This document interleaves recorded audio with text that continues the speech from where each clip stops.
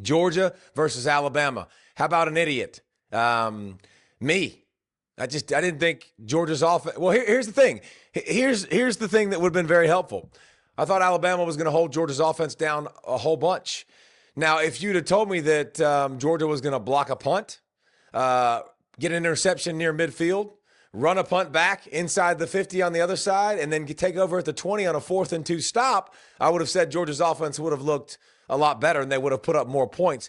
I think the most impressive part about Georgia's offense was, man, the use of 13 personnel, all the tight ends on the field to protect their offensive line, pulling guys, doing all the things. Gunnar Stockton running the football with conviction, really, really hard. They didn't have a lot in the throw game, and I thought Alabama was going to come up, and you could tell early Alabama really wanted to take away the easy stuff, like make him throw the football down the field. They couldn't do it, and that's the sign of a really good team.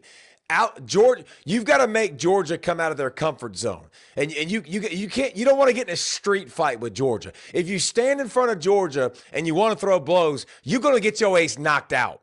All right, Chris Tucker, you just got knocked the blank out. Like, you're going to get knocked out. You've got to find a way to make them play different, to make them throw the ball down the field. Alabama couldn't do it, man. And Georgia's defense, wow. Like, the thing we talked about coming into the season, like they're going to be able to hang their hat on, slowly, really, really struggled. They had 19 pressures in this game. 19. Like, that is absolutely silly how much pressure they got on Ty Simpson. The final blitz numbers, Brent will have those for you in a day or so, I'm sure. It felt like they blitzed the whole time. Now, listen, late in the game, they got a little bit more conservative, but, I mean, special teams was really, really good. They were good in the red zone. They pounded the rock, a ground and pound, and beat Alabama the way Alabama used to beat people back in the day. But it's crazy to think that Brent, that Alabama's scoring drive, it took 2 personal fouls for Georgia's defense, not one, and a tip pass that was to the tight end over caught the middle of the field when it was caught and ran for 20 yards. Like, that's how Alabama scored. Like, that, the defensive clinic by Georgia, and listen, this is not 1 week now. This is Texas 10 points, Georgia Tech 9 points. Charlotte, get the heck out of here. I ain't counting Charlotte. But another great offense that, like, this Georgia defense, man, they figured out who they are. They figured out who to play. They figured out how many people to play, because it's a lot of people that they can now rotate in and out. And they had guys that were banged up. But, man, oh, man, that this defense looks like a vintage Kirby Smart defense, and they have played lights the heck out the last several weeks, last 4 games. Couple of things there. The first part, that just defense in general, I think the secondary is what's taken from, if you look early in the season to now, the secondary is what's taken the leap. Ellis Robinson is completely locked down corner now, even though Williams should have had a touchdown on him that I thought he dropped. But you talked about their defense recently. Before Alabama scored that touchdown, do you remember the last touchdown that they gave up? Was it Texas? Texas. Yeah. The Texas touchdown. So all those games that they had gone without giving up a touchdown. But this was an utter just beat down. It was, I feel like, late in the third quarter when Bama got over 100 total yards. And if it wasn't for those penalties, that was a shutout. And a couple of dumb penalties. And the key, though, is I think outside of now, okay, let me go back, have a little fun with this. Conspiracy theorists on the dog vent at UGA Sports thought that maybe you were a reverse psychology guy. You were the double agent for Kirby to loudly yell that Bama was going to destroy them, so he could then play that for the team and say, "Hey, see, nobody believes in us." Are there conspiracy theories? Little Pat Dye-esque. I mean, okay. Anyway, that thought, but the thing that you actually nailed on the head was we talked about this in terms of how you defend Ty Simpson, and it played out to a T. Ed's rush stayed wide, pressure brought from the middle, make him throw the ball outside, and he was off. He could not make those throws. And once those things happened, and especially on third downs, and a little more man too. They play some more man.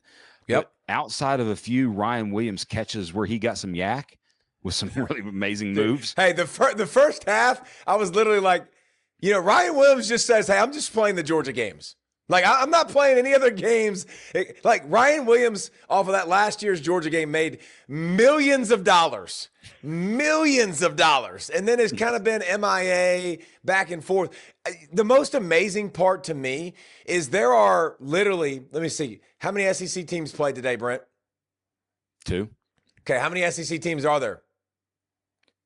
Well, how much? 16, I think. Yeah. So 15 teams had more rushing yards today than Alabama did. Because they had -3 rushing. But Alabama tried. Too. Alabama tried to run it. Like, they came out, run. Dude, you want to talk about numbers. They had 10 yarders in the first quarter. They had 13 plays. They have 5 first-half possessions, 4 punts, and an INT. Like, and it got worse. At one point, we're at 8 possessions with 7 punts and an INT. It was absolutely really bad offense. And we've talked about Alabama's offense. It hasn't been two-dimensional all year. They've been looking for a little bit of that. But Alabama, if you're being honest, and this is going to come into play soon, Alabama is not going like this. They're not an ascending football team right now. Like Vanderbilt, for example. Vanderbilt has been ascending, bro. Like, I talked about Pavia's numbers. I called him to the carpet. I thought it was like you could look at his SEC games and go, dude, he's not good enough. He needs to be better.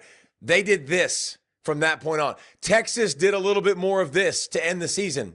Bama's doing this. Like, is the loss to Oklahoma again going to keep them out of the playoff? Like, this is going to be fascinating. But if you watch that game, I just think Ty Simpson's, what he was able to do and how good he was early in the season, they can't be so dependent on him anymore. They're not good enough to just beat you one-dimensional. And because of that, and because their defense, and listen, they've got a lot of injuries too. There's a lot of people with a lot of injuries, but they're not playing great football right now. And Georgia brought them out in a street fight, and Alabama wanted no part of it. And listen, Alabama fans, you've had a good run. Like, you've dominated Georgia for a long time. So I know you're not going to be like super upset, but you got punked tonight. I mean, you got beat up tonight. Yes, and if you're an Alabama fan, you're like, I did see it somewhere. It's like, crap, we should have just lost the Iron Bowl and Lane would be our coach right now.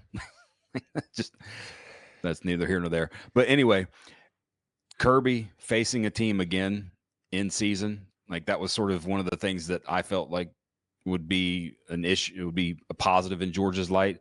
Let's think back to 2017 when Auburn beat them down at Auburn, and then Georgia faced them in the SEC championship game. Remember the score of that game? No. 28-7. It's 27. The exact score that we just saw. And you know what? Like, to that point, like, here's where I was very curious to watch today. I was really curious to watch because Ryan Grubb, who's the offensive coordinator for Alabama, he came from the NFL. You're used to playing teams multiple times a year. Like, that's what you do. Like, obviously, he went there last year. But if I was Alabama, this is what would have – if they were smart enough to do this is what I would have done. Now, listen, I'm not saying it would have worked because as bad as they got stomped out. But, like, I'd have come out in no huddle. I'd have played pitchy woo-woo. I would have tossed the ball all over the place. Like, that's my clear advantage. Horton was a non-factor. Bernard was a non-factor until the touchdown. Like, Ryan Williams had a couple of big plays, but, man, it's just Alabama's got to figure something out. But I don't know that they're going to be given the opportunity to figure something out. So it's crazy. So should we go there? Do you think they are? Do you think they are in? How much of the I told you recency bias is going to come into play there versus, hey, we're not going to punish them for being the 1 seed going into the SEC and all the other things on their resume and things that they did during the season? Because your first impression of them this season was getting drubbed by Florida State. Your last impression, getting drubbed. Well, and you've got some commonality too with like, Miami played FSU and took care of business pretty well, much better obviously than you did. They won by a couple touchdowns. You lost by a couple touchdowns. So on that same field.